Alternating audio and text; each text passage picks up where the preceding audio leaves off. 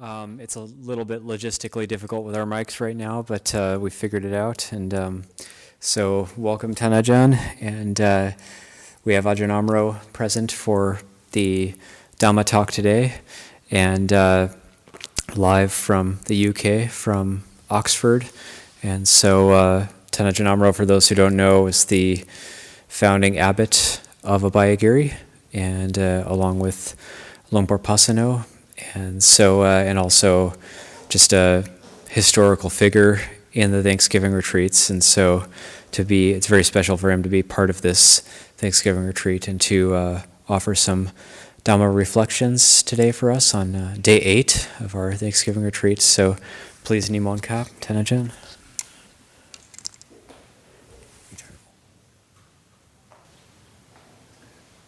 Namo tassa bhagavato arahato samma sambuddhassa. Namo tassa bhagavato arahato samma sambuddhassa. Namo tassa bhagavato arahato samma sambuddhassa. Buddhang dhammang sanghang namasami. Very good to see you all. I'm very happy to be able to join you. This is a bit of a makeshift connection. I'm at Oxford University at the moment. We were invited to provide a Buddha image for an interfaith chapel called the Sanctuary at St Hilda's College, Oxford. And this is something of a first, to have an interfaith gathering space in an Oxford college. Also, the chaplain is a Quaker, which is also a first. And so I was very happy to support them in this endeavor. It's taken about a year or so, more than a year, to get it together because of COVID. But today was the day we had the ceremony, and the Buddha Rupa was invited to come to St Hilda's College Sanctuary. It was a Rupa I was given in Bodh Gaya at the ceremony under the Bodhi tree, and so I thought it was an auspicious sign for the English academic field, and hopefully rippling out into the world by having a beneficial effect on the people who gather in that space. It's used for all different religious groups and non-religious groups as a silent and meditative space. So just in case you're wondering why I have a bit of an odd background. Also, I'm hoping that my rigged up communication system will keep working. I think the batteries are likely to be able to last, but I might have to scramble and re-plug things in a different order halfway through if things don't work. I also see Lumpur Pasano there in Thailand. I think it must be around 4 in the morning there, Lumpur, is that correct? So, Sadhu Anumodana for your early start to listen to your disciple and friends. I appreciate the global company for this retreat and this Dhamma reflections I'd like to offer. So today is a Friday of a 10-day retreat, so you've all been together for a week or so, and Ajahn Yaniko was feeding through to me that there have been questions about life after the retreat, practicing Dhamma in the daily life routine with work, family, living out and about in the world, having to talk to other humans, to engage in everyday activities. And it's pretty much invariably the case, every 10-day retreat that I've ever led or been part of, around this time, so Thursday, Friday, Saturday, that sanya enters the picture, that sort of mental formation of, well, this has been great, being with all these good-hearted, quiet, noble people, focused on spiritual practice. Come Sunday afternoon, it's not going to be this way. Eek! Or various different emotions. But that, I feel, is a part of our practice is to understand that the retreat isn't the real practice, and then from Sunday afternoon onwards, unfortunate compromise in spirit of Lumpur Cha's teachings, what he emphasized over and over for many, many years was that the practice is something that continues irrespective of your circumstances, whether you happen to be in a meditation hall or a hospital bed or out in the rice fields or working in a bank or wherever and whatever it might be that fills the field of perceptions, the practice continues. And so I really like to encourage that. Probably during this retreat, Lumpur Sanno, Ajahn Yaniko, Ajahn Krunadhammo and others will probably be emphasizing things in a similar way, that it's most skillful to not see the practice as sitting with our eyes closed or walking up and down in a systematic way, and the rest is not really the practice, but rather the very moment-to-moment experience of our life is the practice if it's held in that way. And that's the encouragement to everybody to say shift the view. And certainly there's formal practice like sitting with our eyes closed and focusing the attention on the breath, or developing insight through open awareness and such like, walking meditation, the various formal activities. But I really like to emphasize the distinction between formal and informal meditation, but it's all absolutely meditation. There are many considerations with going back into a more interactive world, and I feel it's a bit different nowadays with these online retreats, because people are living at home with families, or with the kind of rough and tumble of the world is still closer, where you aren't all gathering in a retreat center like at a Bayagiri monastery or the Angela Center, as we used to do back in the day when that was still a facility that was functioning. But still, there's an environment of spiritual focus. You're at least seeing each other on the screen. There's a sense of affiliation and connection, so that and you're practicing together. I imagine you need, the cameras are on in the Bayagiri shrine room, where you're in your various homes and apartments and living places, wherever you happen to be situated. There's a sense of togetherness. There are these familiar faces on the screen with little names in the corner, and you're getting used to seeing people's living rooms and furniture and cats walking by and such like.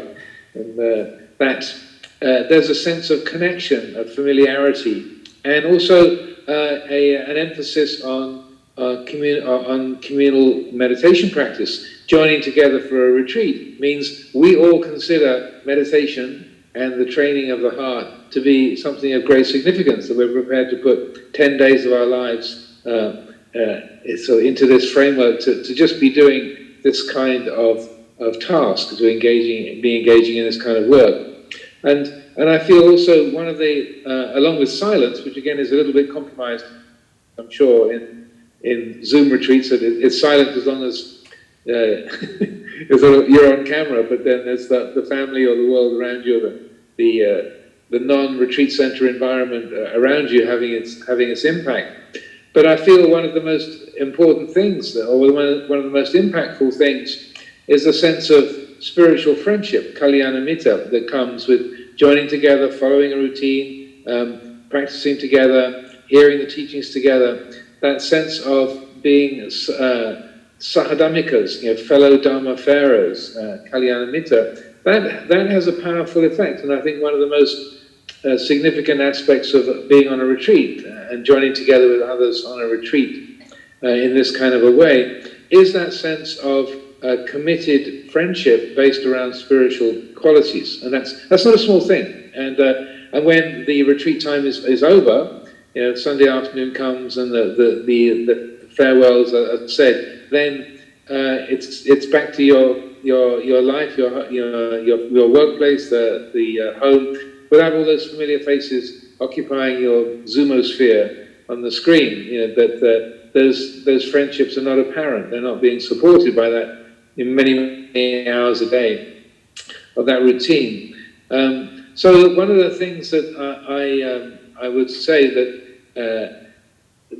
can be most helpful in supporting our spiritual life outside of the formal retreat times is making effort to consciously cultivate those qualities of spiritual friendship and maintaining connections and drawing close to good-hearted, like-minded people. I've said many, many times over the years, if I hadn't had the spiritual companionship of people like Luang Por Prasanno in Thailand in the earliest days, and the Sangha at Wat Pah Nanachat when I was setting out, or in England when I was with Luang Por Sumedho and the Sangha at Chithurst in the early days, and then at Harnham Monastery in Northumberland and Amaravati, I wouldn't have had a prayer, to be honest, to develop anything remotely like the spiritual qualities that I've been able to cultivate over these years, if I hadn't had that great and noble companionship. I'm very, very clear about that.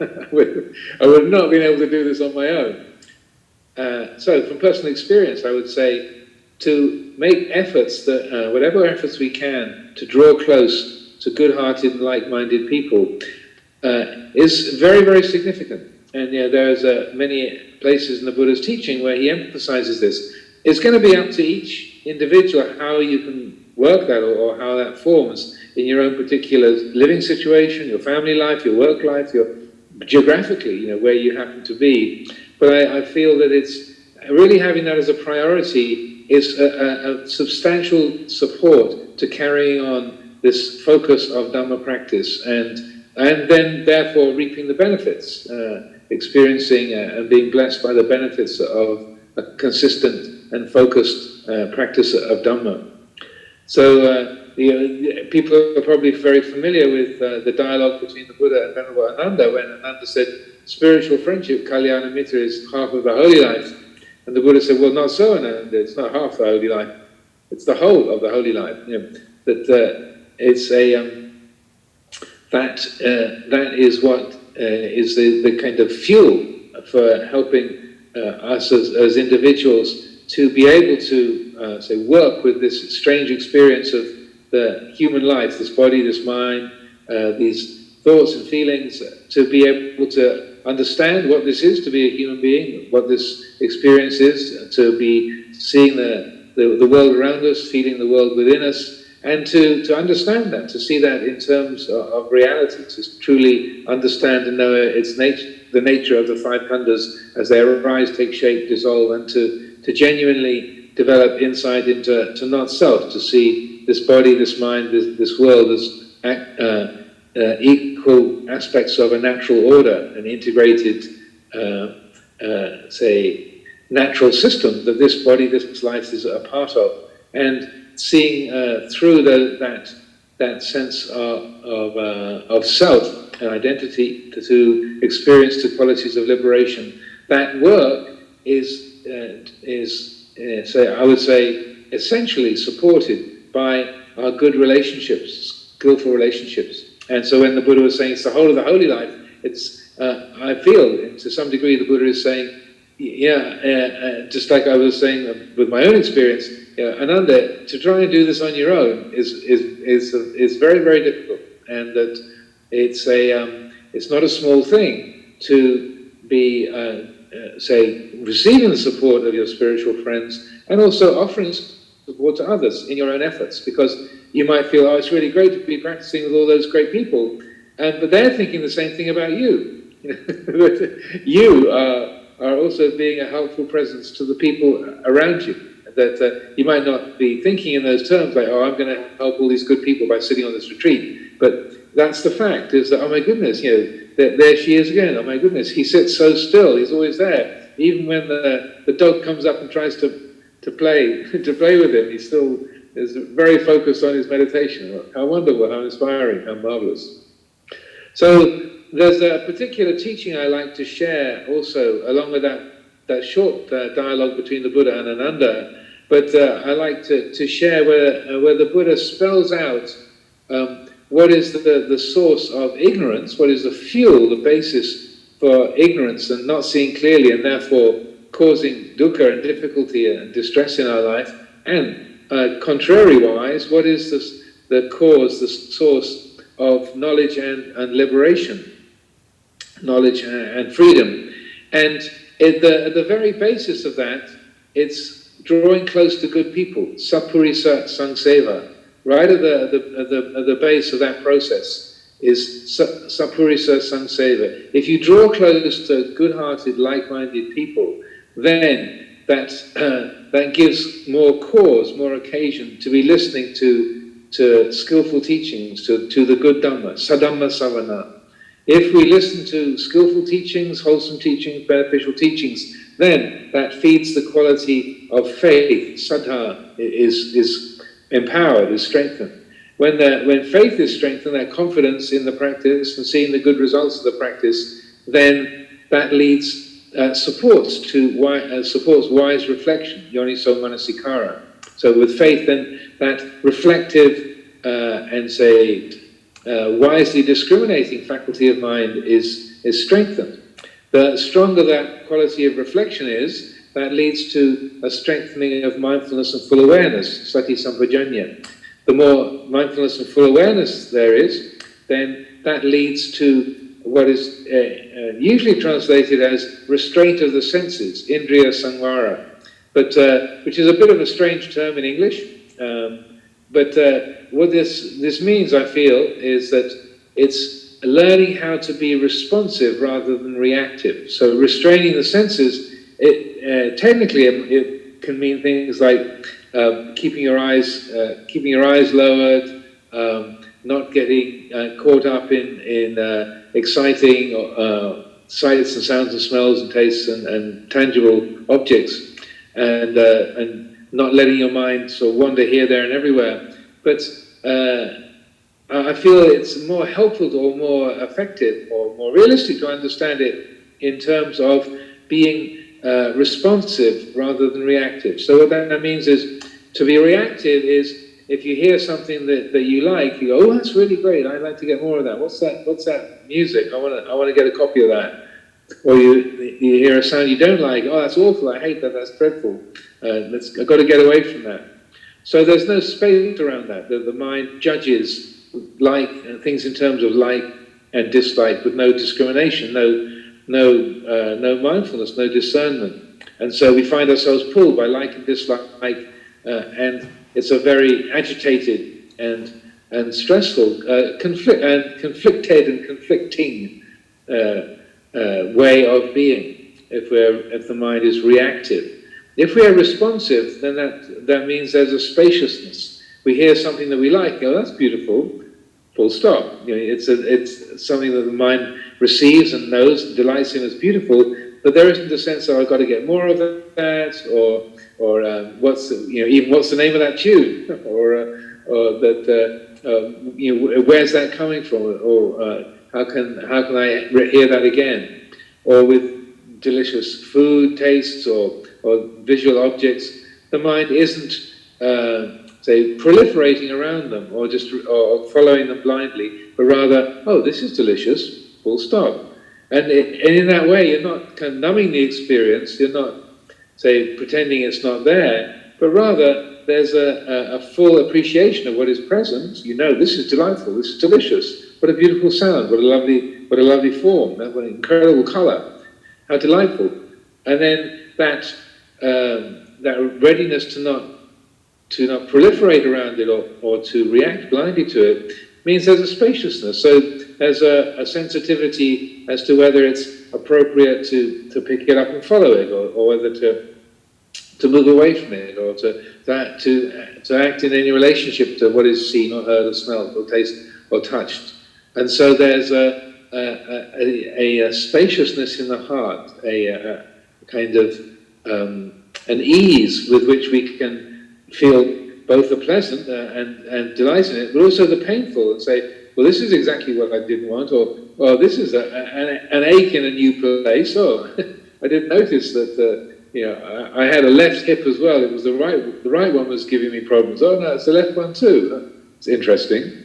And you're still feeling pleasure and pain, the beautiful and ugly, but there's a kind of relaxed, easeful attitude in relationship to that. The heart is not dragged around by those qualities. So that's Indriya Samvara. Then if there is that quality of responsivity, then that leads directly to skillful actions and attitudes in terms of body, speech, and mind, the three kinds of wholesome conduct, are fueled and fed. When those three kinds of wholesome conduct are supported and fed, skillfulness in bodily actions, verbal actions, and mental actions, then that's a fuel support for the four foundations of mindfulness. And I think during this retreat you had a lot of Dhamma teachings on mindfulness of breathing, and that's naturally related to the four foundations of mindfulness. But so that's not separate from these supportive qualities, that all of these things I've been saying, that supports the ability to develop the four foundations of mindfulness, to really know the body, to know the realm of feeling, to know the realm of mental activity, and to know the sort of Dhammanupassana, to know the arising and passing, the fluid, transient, ephemeral nature of all experience. So if the four foundations of mindfulness are supported and fed, then that feeds the seven factors of enlightenment. And then the seven factors of enlightenment, they ripen in true knowledge and liberation, in freedom. That's the natural result of drawing close to good people. And then the opposite is true, that if you don't draw close to good people, then you don't create occasions to listen to good teachings, faith doesn't arise, that there's a lack of wise reflection, lack of mindfulness and full awareness. You find the mind is reactive rather than responsive. It feeds the three kinds of unwholesome action, unskillfulness in bodily action, in speech, and in mental activity. That then feeds the five hindrances, and then those are the direct fuel for ignorance. And then Sokha Parideva Dukkha Domanassa Upayasa, sorrow, lamentation, pain, grief, and despair will follow naturally from that. So, and I feel that even though it's a bit of a complicated and long teaching, I feel it's really helpful to see that ignorance has a fuel, unmindfulness, unawareness has a fuel, has a basis. It's not just coming from nowhere, and that we can take steps in our life to make a difference. And right at the very root is Sappurisa Sangseva, drawing close to good people. And so that the degree to which we can do that in our family life and in the workplace or in the street, it's going to be different for everybody. Every one of us lives in a different situation.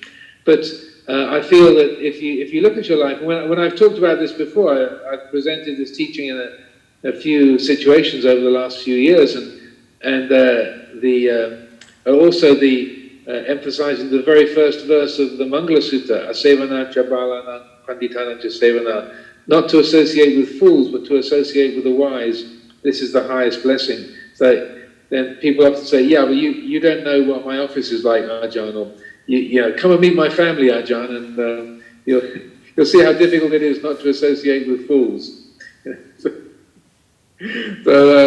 So I can appreciate that, we might say, oh, well, I work with difficult people, or I'm in a country with a really difficult political regime, or that I live in a very challenging part of town, or my family are really very reactive rather than responsive. And so that's understood and appreciated. But I would still say that during the course of the day, there are many, many choices that we make. And to not associate with the foolish, or but to associate with the wise, or to draw close to the Sappurisa, it's during the course of a day, where do we put our attention? Who do we draw close to? These are things that we can make a difference in. What do we listen to on the radio or on the TV, or what do we look at on the computer?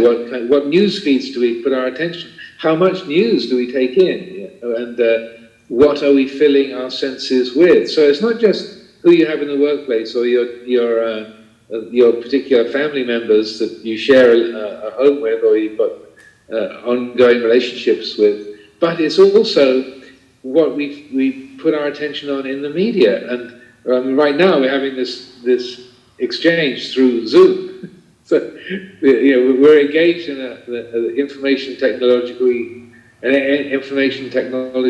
medium, and so that it has its benefits. But also, can we switch it off? Can we have a data Sabbath where we just don't read any emails or don't look at the news, don't turn on a machine, just to live with the people in the world around us, so that that quality of sapurisa sangseva, it's not just a social presence or a physical presence. It's also how much attention and how much value do you give to like social media or to the kind of things that get presented in news feeds or in the kind of entertainment industry. Do I really need to be looking at this? Is this really worthwhile? Is this really beneficial? Is this just something colourful and active just to fill my attention with? And I'm not proposing a totally sort of a kind of barren or a totally abstemious lifestyle. That one can have a very simple lifestyle and and abstain completely from those kind of things. So I'm not suggesting that sort of throw away your TV or your computer altogether, but just to develop that quality of discernment. What do I want to put into my mind? Do I really need to be watching this? Is this useful? Is this beneficial? What's the result? And then even if you find yourself drawn into some kind of colourful nonsense or so distracted by getting lost in nostalgia or some kind of strong associations with a family, from family memories, and you get drawn down a hefty sidetrack, and then to look at the effects of that. So, okay, well, I put a few hours into that. I caught up looking at the old yearbooks from my high school, reliving all of those years. Okay, well, that was interesting in some respects, but what's the effect of that? How do I feel? What's the result of that? And so to just have that quality of wise reflection and the sense of choosing the associations that we make, and so that then when we do that, then seeing the good result of being a bit more discerning, giving it a little bit of extra thought of, do I need to be bothering with this? Do I need to eat this? Do I need to listen to this? Do I need to watch this? Okay, this person says, do you want to go out? And do I say yes just because I don't want to disappoint them, or do I say no thanks, or maybe some other time? And then look at the result of that. So it's not I would say that for most people, it's not the case that we are victims in our lives. We might feel like I'm really stuck. There's nothing I can do about my family or my work or my living situation. And I would suggest to listen to that thought, to say, well, that's what I tell myself, but is it really true? And when there is that cultivation of mindfulness and full awareness and wise reflection, to look at the number of choices that we make during the course of a day, and to see that there's times that I can say, I don't need to do that, or let's just be peaceful for a moment, or I don't need to follow that invitation. That's not something I have to do. And then witnessing the skillful results of that.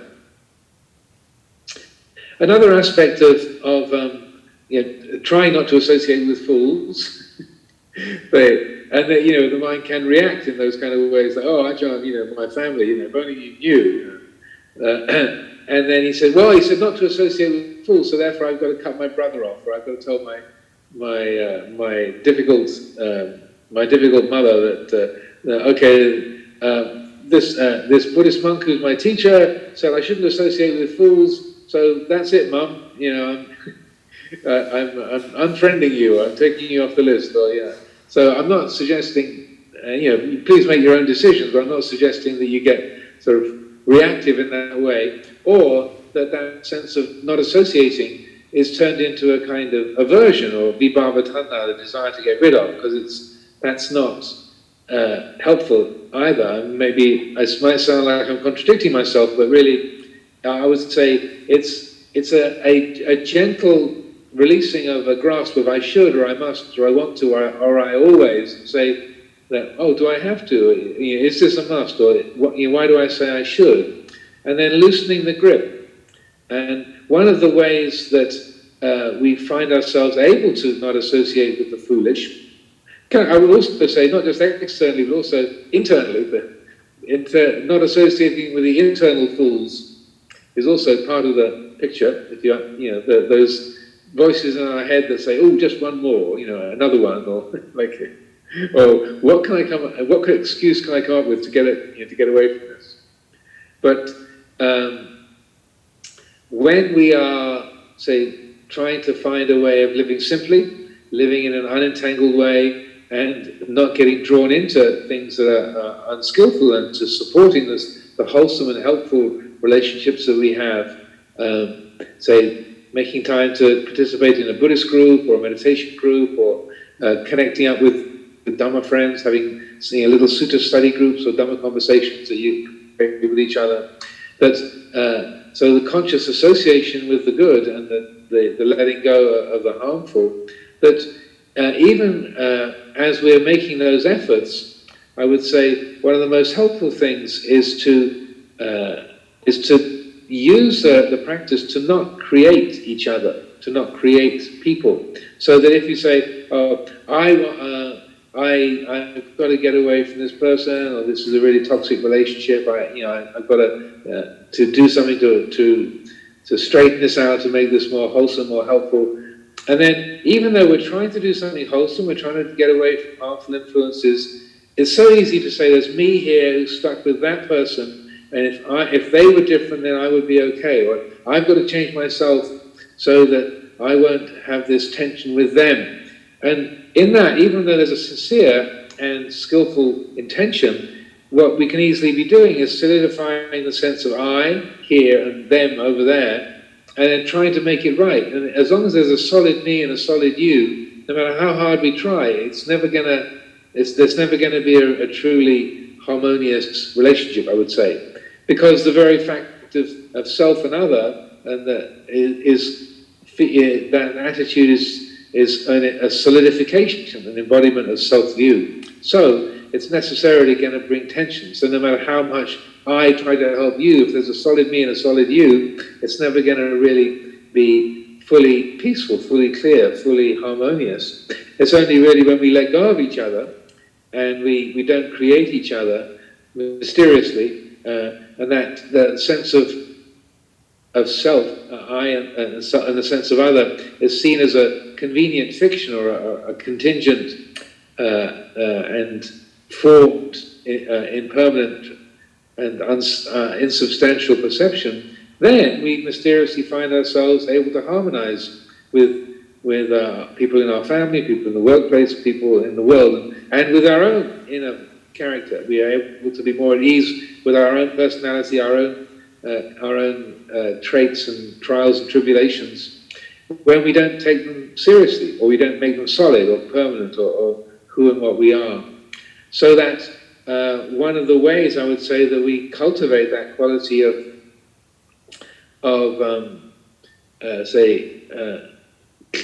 freeing the heart from being associated with the foolish, and to be associated with the wise, is to see how much we create each other. And probably during the retreat, in the various Dhamma talks or meditation guidance, I haven't been listening to this retreat. So I have no idea what else has been said apart from a few little notes from Ajahn Amaro. But I would imagine that there's the instruction about letting go of self-view and the development of insight. And I would say that's not just in the meditation hall, not just on a retreat, but absolutely crucial in the middle of a conversation, or in the workplace, in the home, on the street, when you're driving in your car or sitting on a bus or a train, to notice how we create self and other, and noticing that, feeling the tensing in the heart on account of that, and then relaxing the grip, so that my wife, my husband, my mother, my father, my children, my ajahn, my student, my monastery, that notice those eyes and minds and that feeling of ownership, to challenge that, to use the practice of wise reflection to say, well, who is the owner? I say this is my family, or my mother, or my father, my child, my wife, my husband, my partner. Who's this me that does the owning, and what is it that's really owned? What can really be owned? And it's a mysterious thing, but the kindest, I would say that the kindest thing that we can do for each other is to not create ourselves, not to create each other. And it's not, again, it's not an annihilation, it's not a wiping out. It's like not going up to your Aunt Joan and saying, Auntie Joan, you don't exist. Or to your grandchildren, you think I'm here, and you think you're there, but actually, you don't really exist, which is going to be very confusing to a 4-year-old. So please don't do that. But rather, it's a loosening of the habits of self-creation, what's called ahankara, mamankara, I-making and mine-making. And that the Buddha outlined that those I-making and mine-making habits, those conceiving of self and other, that's intrinsically stressful. He said it's like a poisonous dart, like a tumor. It's a source of agitation. It's alien. It's naturally intrinsically distressing. So when that I-making and mind-making is let go of, and we don't carry people around, but rather just let ourselves notice, I'm supposed to have a meeting with so-and-so. Ooh, how's that going to go? Just notice the mind creating that other person and think, okay, well, there's a creation happening, okay, let go. You see the tensing of that creating of other, notice it, feel it, and then let the response of relaxation, letting go, arise from that. And it's remarkable how much more spacious the world is, how much more spacious your family life is. The meditation hall, your monastery. If I'm creating all the nuns and monks at Amaravati, all the lay people, you have about 70 or 80 people living in the monastery at the moment, of which I am technically the head. So if I've got to carry 70 or 80 people around, that's an armful. I try to carry out this exact practice on a daily basis in my own life.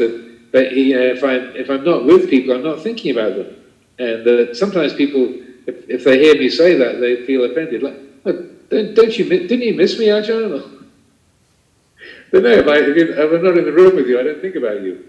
And some people can find very insulting or emotionally challenging, but I feel it's not. Well, maybe it's a sort of it isn't necessarily absolutely helpful, but I feel that it's a natural result of that training the heart to not create self and other, to let go of that I-making and mind-making habit, so that when I am in a room with people and I walk in and there's so-and-so, I know who they are and can respond and relate in a comfortable and hopefully effective way. But as soon as I turn around and walk out of the room, then they don't exist anymore. The mind doesn't have to carry others around. So that might sound a little bit psychopathic or sociopathic, but I would say if it's really coming from a place of attunement, then it's extraordinarily spacious and also a skillful way of living. So if you take the Buddha's life as an example, he was extremely engaged with the public. He was walking all over Northeast India for 45 years, and responsive and attuned to the situation. So when he would meet with farmers, then he'd talk about farming life, looking after cows. If he met with a carpenter, he'd talk about woodwork. If he was with a charioteer, he'd talk about the parts of a chariot. If he's with a mother, he'd talk about looking after children. So in many and various situations, that who he's with and the situation that they're in would inspire what he said and how he said it. And then what would be drawn forth would be pertinent and helpful to the person and the situation.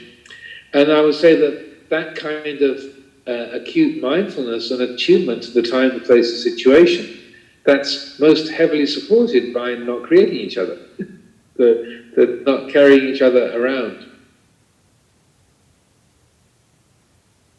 And maybe the last thing to share in terms of life after the formal retreat period finishes, and I think I was told that the name of the retreat was Enjoyment Leading to Samadhi.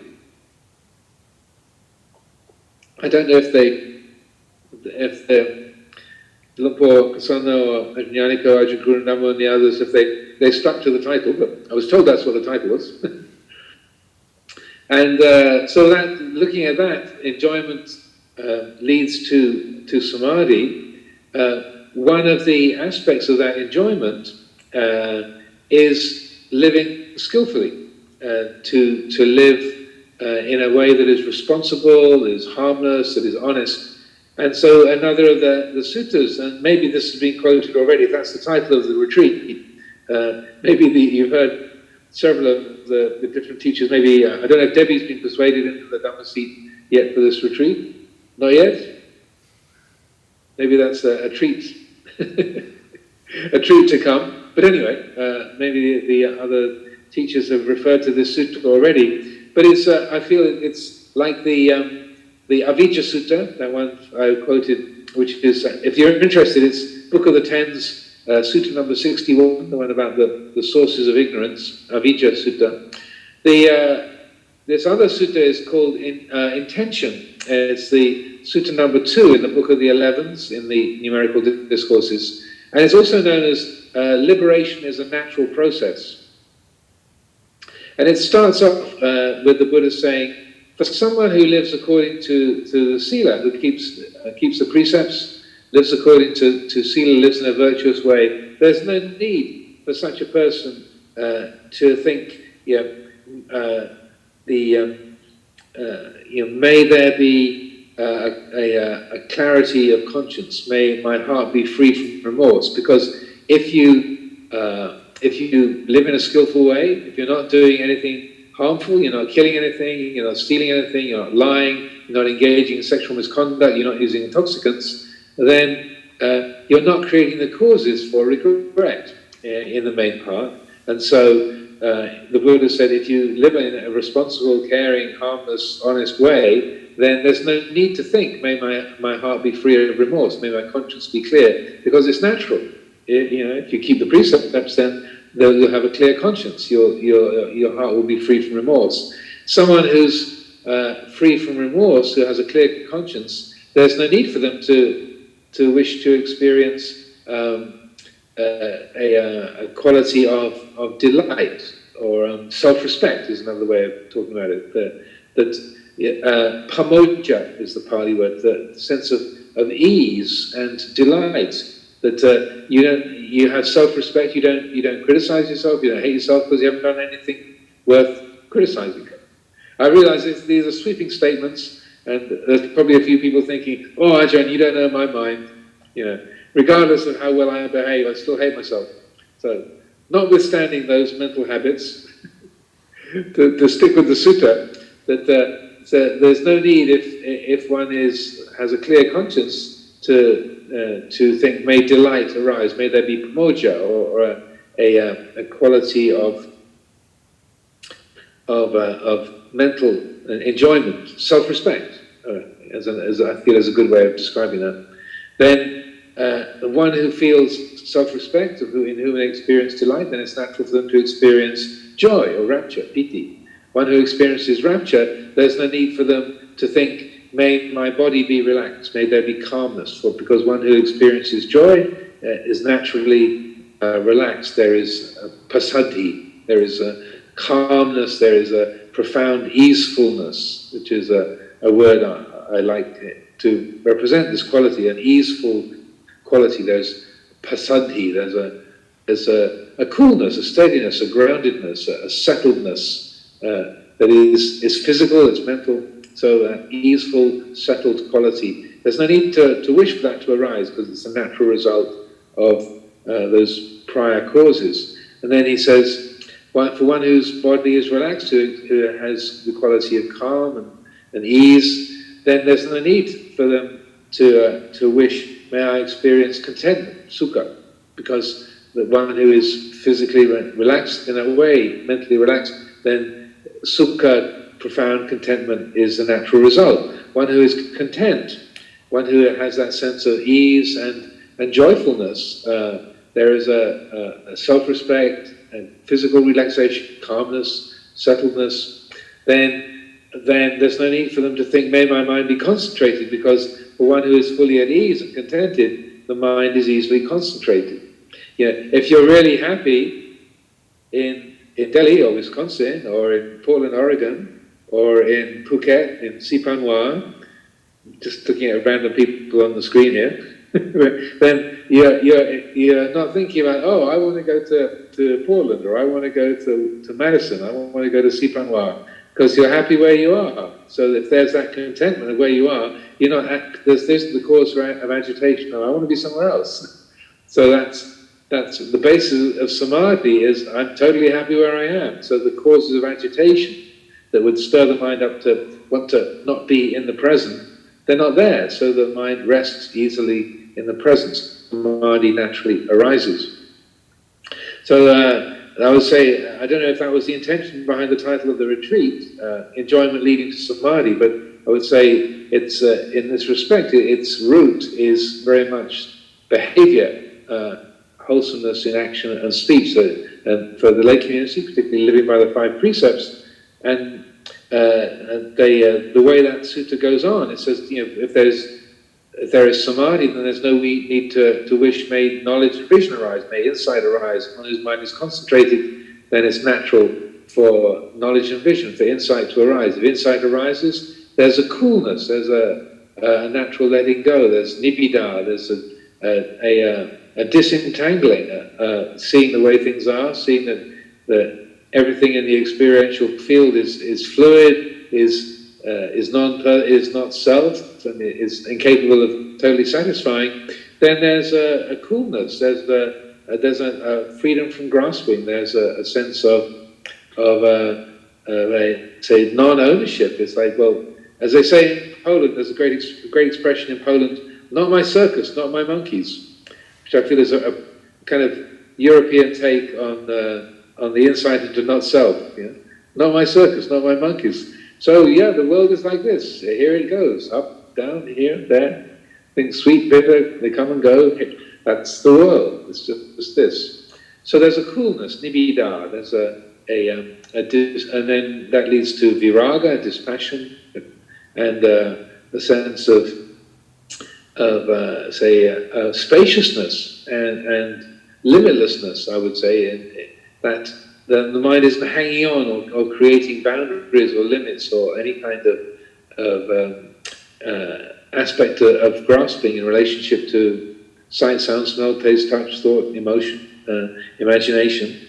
And then that nibbida, viraga, that leads once again to knowledge and liberation. That's a natural result of that process. So that it's and it's called the Cetana Sutta, the Intention Sutta, so that you don't need to intend that.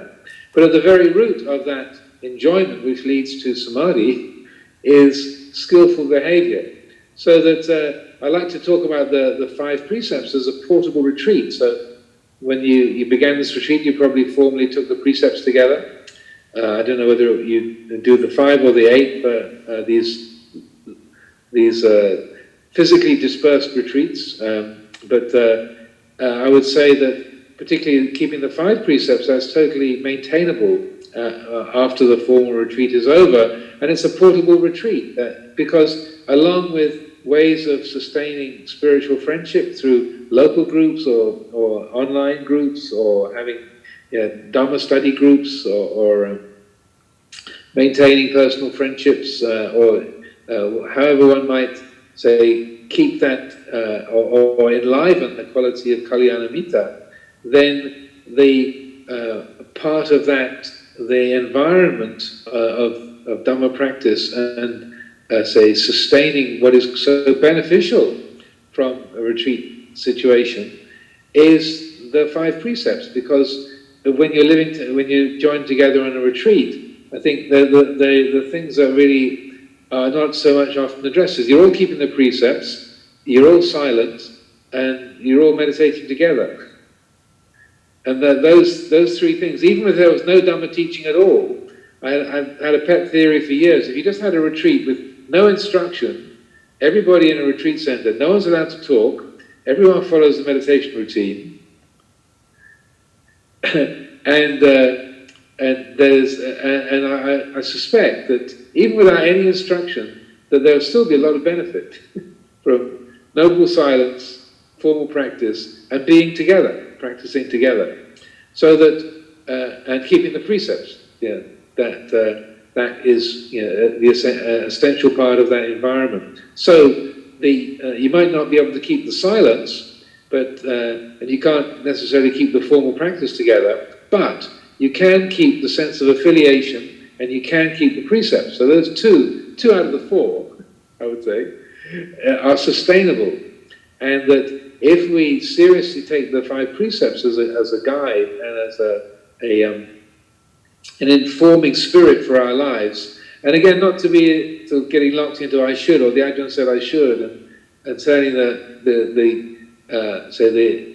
the cherishing or holding of the precepts as a kind of an obligation, or turning into a kind of a vibhava-tanha, I should do this, I shouldn't do that, it's bad, that's wrong, and cultivating the vibhava-tanha approach to precepts, which doesn't help, it creates more suffering, but rather, this is how to live simply, this is how to live gently, this is how to live respectfully, this is how to live harmoniously, this is what in my heart of hearts I like to do. I like to not hurt beings, I like to be honest, I like goodness.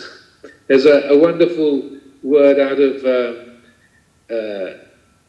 religious philosophy which in English, which is synderesis, which is not very common. I brought it into a teaching I was giving today in Oxford. I even got blank faces at Oxford University using this word, so it really isn't very common. Synderesis, S-Y-N-D-R-E-S-I-S, synderesis. And it means the love of the good. In Pali we have the word gunadhamma, that the quality of virtue itself, not just the precepts or the things the behaviors, but that love of the good that is an aspect of your own heart, gunadhamma. So the English word synderesis is, I feel, quite comparable to that. So that if we are guided by that synderesis, that love of the good, then we make a very powerful environment. We sustain a powerful environment for our life. And the conversations that we have, the work that we do, the people that we live with, even really difficult people, challenging relationships or demanding aspects of the work scene, if we are committed to non-violence, to honesty, to not engaging in sexual misconduct, to not misappropriating other people's property or acting in dishonest or acquisitive ways, and staying clear of intoxicants, then that has an enormous effect on our living environment. So it really is it really is a portable retreat. And that if you sustain good friendships that put effort into Kalyanamitta, and you put effort into sustain the five precepts, then a lot of what is the kind of inspiring and supportive presence that is there in a formal meditation retreat, it stays with us. And a monastery is really, it functions very much in that way. We talk quite a bit. There's a lot of physical engagement. And in terms of the work world or the conversational world, but what sustains itself is the precepts and spiritual friendship. That we are together a lot. There's physical togetherness in being on the same property, but I would say that those two elements of a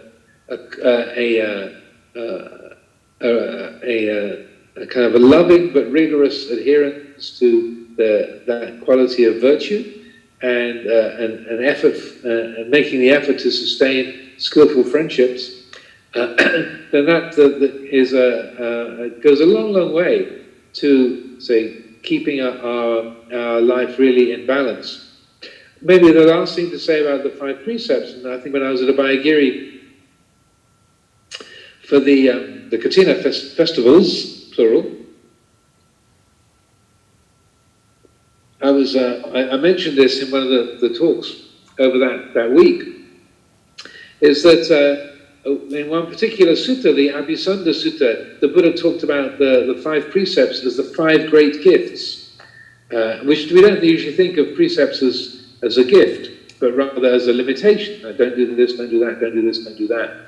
But he says these are the 5 mahadana, the 5 great gifts, and these have been recognized as powerful, as noble, as beneficial, as liberating from ancient times. He says, if you keep the precept against killing, against taking life, then you give immeasurable freedom from distress, freedom from enmity, freedom from anxiety to innumerable beings. And you also give freedom from enmity, freedom from distress, freedom from fear to yourself. If you refrain from stealing, then similarly, you give the gift of fearlessness. If you refrain from sexual misconduct, you refrain from lying, you refrain from intoxicants, you give the gift of freedom from fear, freedom from distress, freedom from anxiety to innumerable beings, and also to yourself. So that it's a gift to others, that they know they can trust you. You're not going to try and take advantage of them. You're not going to steal from them. You're not going to hurt them. You're not going to lie to them. And so then they feel a sense of delight and ease in your presence. And then going back to the sutta about liberation as a natural process, you don't have to think, may my conscience be clear, or may I have self-respect, because you're living in a way that's very respectable. So you don't have to think, may it be there. So we create a lot more space, a lot more ease in our life if we live in a responsible and caring, careful way, if we listen to that voice in the heart that loves the good, then that is a very direct and comprehensive way that the retreat environment and the retreat blessings are carried on and remain a supportive presence for us all. Maybe the last, in terms of sustaining the practice after retreat time, and I realize we began a little bit after 1 o'clock California time. It's 10 in the evening here in England. I think it's just past 5 o'clock in the morning in Phuket. The dawn is still to come there. But the last thing I like to share, this sort of handy hints for the life after the retreat, is what I like to call micro meditations. So that even if you have a lot of time for formal practice when it's retreat, you might think, well, but after retreat, my days are so full, my schedule is incredible. But we can develop the skill of having micro meditations, just 5 seconds long. 5 seconds might not seem like a very long time. 5 seconds, that's not a very, very substantial period of practice, but as Lumpur Cha would say, long and short are completely subjective. If I pick up a pen, is this pen, is it long or short? Well, if you're an elephant or a whale, it's pretty short. If you're an ant or if you're a little midge, it's pretty long. So is it long or short? If you compare it to the size of a hydrogen atom, it's really, really long. If you compare it to the size of the galaxy, it's really, really short. So how long is the pen? So how long is 5 seconds? It depends on how you view it, how you hold it. So during the course of a day, every single one of us can at least find a few periods where we can be alone, we can just stop. You don't even have to sit down, just stop in the middle of your living room, halfway down the corridor. Bathrooms are very good for this. No one's going to interrupt you there. Just stop, be still. You can sit on a chair or just stand still and just count to 5. 1, 2, 3, 4, 5. 1, 2, 3, 4, 5. It's quite a long time. And so just to stop and to be still, physically still, helps. Then in that moment, there can be an awareness of the becoming urge, sort of getting on to the next thing. And just to stop, to feel that, to know that, then that you're touching into that intuitive sense of, where's the fire? What's the hurry? And then we don't even have to say to ourselves, slow down, or relax, or be at ease. That motivation to relax, to let go, to attune, it's a wordless natural response. It's a self-adjusting system, but the agent that initiates the adjustment is that quality of awareness, and that awareness is supported by just being still for a moment, but bringing attention to that, feeling that, knowing that, and then the system adjusts. So no matter how many things you've got to do in your day, how long your list is, and at Amaravati I often have 2 or 3 or 4 meetings a day with different people, different committees and such like. So this is a highly recommended practice. When you've got a lot of stuff on your schedule, everybody can find 5 seconds here and there, 5, 10 times a day. And when you do that, when you take the trouble to include that as part of your routine, your system, again you find, wow, the day is really spacious. There's so much more time in the day than I thought there was. When the heart is caught up with becoming, I've got to, I should, I must, and what's next, what's next, what's next, then what space there is in the day is invisible, it's out of our reach. If we just stop for a moment, pay attention, then there's so much more space in the day, so much more, flexibility, adaptability in the system that we're not making use of because we're following that becoming urge. So, bhava nirodho nibbana, the cessation of becoming is nibbana. So, peace is always here if we just notice it. So on that note, I think we've reached a good hour for this Dhamma talk, and my day is definitely ready to end. So I offer these thoughts for consideration to you all.